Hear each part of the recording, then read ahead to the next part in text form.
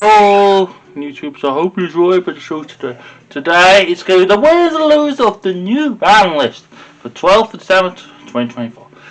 So the ban list was actually live on the day it came out on the 9th. And this ban list was it was weird. It was good, the ban list, but we should have had it about 9 months ago. But Konami's always somehow a bit delayed. I think it's because they've got so many things going on, they're trying to keep up with loads of decks. They tend to sometimes forget about new old stuff and stuff that happens. This was an interesting. This is the last of sort of the fire decks. Now we're going to sort of the Exceed and not combo format. We're going to a super what I call mid-range sort of format now. When the decks got very low floor, not a very high ceiling, but a low floor. So we got brand new loss to get it habits, but you can still do the lock. So you can still do the lock. There's still cards you can still lock, but you just have to make DDs Rados or there's no Jargo, so you can't do it with Jargo. There are other cards that can lock you under special summon. There's a theme that also does it.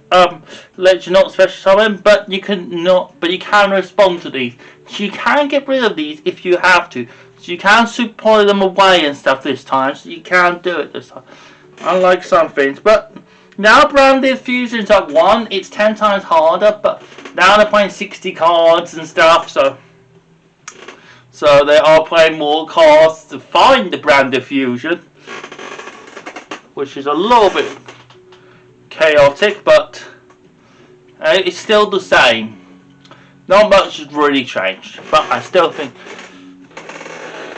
we will find something. Snake Eye has lost the original, which means a lot of fire decks have sort of gone ahead. So now while the original Snake Eyes is come more of a control deck, and try to keep controlled and try and sort of control the player and not make a very scary board.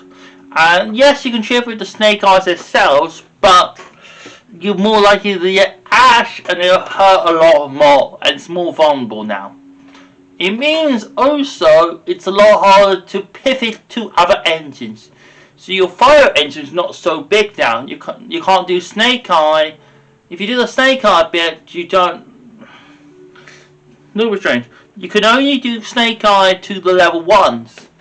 So that's the only way to pivot to Fire King Snake Eye, for example, or Fire King Snake Eye to Hero Ace or Inferno and stuff. Yes, you have to go that way around.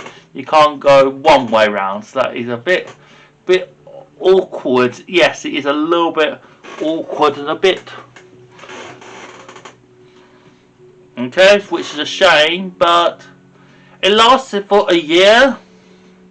And yes, he got hits over time, but it was still enough. But the time they hit it was actually quite healthy. They only finished the top 16, and then they sort of couldn't get into top 32. They didn't got the top 32, but that's really it. Yeah. Next is Nibel. So Nibel, hello, swap around. Fountain Nibel's the one gone to 1, and Spirit of Brigade's gone back to 3. So now that they won Fountain Nibel, you can still make your new Fountain Nibel, but you have to think when to make it now, not when now. You can't go through 2 from your board. I mean you could, but you have to find someone to bring it back somehow, okay? Which is quite interesting. It also means you're going to be more vulnerable to Abiros and stuff, unless you can summon it really late. I think that might be an updated thing. And it means summoning it is a lot easier to do your combo with, which is interesting. The last losers, Tenpai. Okay, Tenpai is actually not so much affected. Yes, we lost 2 Chandra and 2 Sangan, kind of. But it means your OTK has to go off now. If you miss now, you're toast. So you have to kill. which means you have to find other cards to to do your OTK with. There's not many good fire tuners dragons, so you will have to think of something else, which is okay but not great. So I think we're gonna have a bit of a struggle with this sort of situation, which is okay, but I think you can. I think you can. You just have to go for the hip. Okay. Next, and no one else of the Bounders is Danger, because we've got Chupacabra and Supernoko. Now means you could play the full Danger package back, but it's unlikely because there's not many decks can play full Danger until you have to play no hand traps. Also, with all the Peronis going around the map, it's kind of pointless now. Danger's sort of coming this sort of handy when you can give your opponent loads of draws and stuff. And that means like you have to play loads of hand traps at the moment. And so you have to play a minimum of 12, so to 18, to be 15, to a minimum. So I think that's what's going to be. So it's a pointless playing this Danger, but it's good these cards are bad because that means in decks like Dark World and stuff, you can play the full package, which is quite good. And in tier you can do the similar thing with it, which is quite cool. But I get hit quite a lot because the shifts screw very poor now and stuff, which is ugh.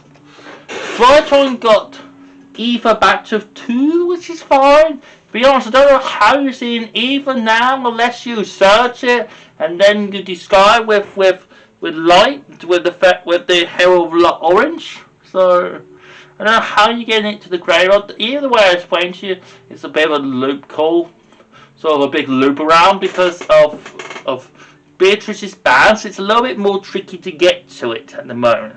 But there is ways to do it. There are ways of doing it, but I don't think it'll pull off very often. Dragons still in a decent position apart from the Bestials, which means he will have a bad Malice matchup, but he might have a good Axial matchup. I think he might have be an interesting Axial ratio sort of match, which is quite cool. Which is quite interesting to say at least, which is cool. Oh. Next is Ratio. So Ratio just won the YCS with Fiend Smith, which is quite interesting. Again, this is one of the best decks in the format, I reckon. Still, they didn't lose anything in the battle list. Shifters should have gone down to 1, but they didn't do that. So, and Shifter's here for stay. So, because this deck can play under Shifter, also, and Malice can play kind of under Shifter, but not really. So, which is quite weird because it's poster deck plays under Shifter. But I think this is gonna be cool. It's gonna be easy to play, unlike Malice and stuff. So I think this is gonna be the main people's choice. It's gonna be easy to play. Yes, you're gonna have to spend quite a lot of money, but it's gonna be worth it at the end because everyone's gonna sort of play decks very low ceiling, but very low floor and very easy play. There's no negates, but what it can do with the decks is very good. Yes. And then the last deck is Thunder Dragon. So Thunder Dragon's got 3 Colossus. Now 3 Colossus is a big difference between 1, 2 and 3. Because it means now you can go through 2 Colossuses. So you can make a Colossus first, use it as link material later, as now. And then make another Colossus later and end on 2 Colossuses during your turn. So makes it a bit hard, makes it make it feel like 2018. And I remember trying to get through 2 Colossuses through the format. It was absolutely numb. You couldn't search stuff. But Thunder Dragon hasn't not done very much. There's still not full power, the deck. And the Thunder Dragons itself, you need other engines to work. So you need like other dragon decks, you need danger stuff. You can't do it one way and do it the other. So that is the point of this deck. So I think it will change a little bit, but no one really cares. Plus the deck can play Shifter, but everyone else can play Shifter. You can play with the Bestials, that's probably not a bad idea. But again, this deck can break quite easily too. So I think this deck will be kind of pointless, but I see why they're bringing Colossus back to 3 because it doesn't do very much. But mind you, there are some things coming up soon, so okay. I hope you enjoyed the show today. Subscribe and watch the show. I'm on Facebook, Twitter, and Instagram. So it was a tin. It was a tin. It was a charity event last week at Bedford. So basically, you pay for tins. You have to get your tin, and then those are your lifelines. And then you have to. If you win, you get a tin. If you lose a tin, if you lose, you get a tin. Yeah, it was quite good. I played Fire King Snake Eye before the format changed, before we got original ban. So at the moment, I'm going to try Voice because that deck seems to have a good ratio matchup, and you can play it with ratio. I can't afford it, but I'm going to try it with Branded, see how that works for it, because I've seen it with Branded Voice in the past before too, so that'll be quite interesting. I'm going to be in Manchester most of the week because I'm going to a concert, okay? So I won't be here for Monday, okay? So I'll be here for next week, but I will for Thursday. Okay, I hope you enjoyed the show today. Subscribe, watch all.